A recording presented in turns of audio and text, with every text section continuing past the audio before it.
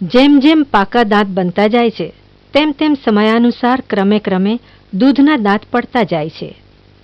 તેથી દૂધના દાંતને બચાવી રાખવા અત્યંત જરૂરી છે.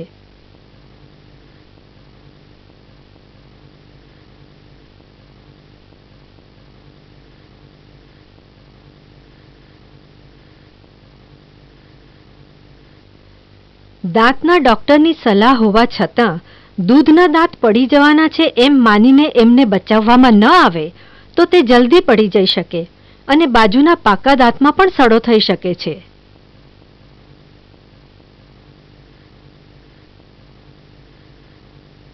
દૂધના દાંત જલ્દી પડી જવાથી થયેલી જગ્યામાં પાકી દાઢ નૈસર્ગિક વૃત્તિના કારણે આગળ ખસે છે. આને લીધે પાકા દાંત કુદરતી રીતે ઉગતા અટકે છે.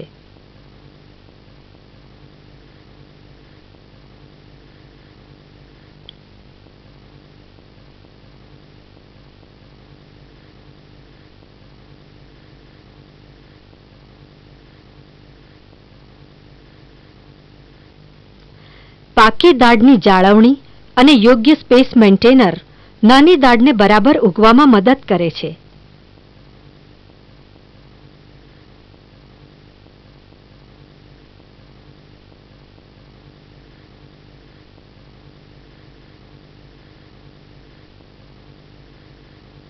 જે કેસમાં પાકી દાઢ આગળ ખસી ચૂકી છે એમાં ઓર્થોડોન્ટિક સારવારની મદદથી પાકી દાઢને પાછળ ખસેડી નાની દાઢને ઉગવા માટેની જગ્યા પાછી મેળવી શકાય છે.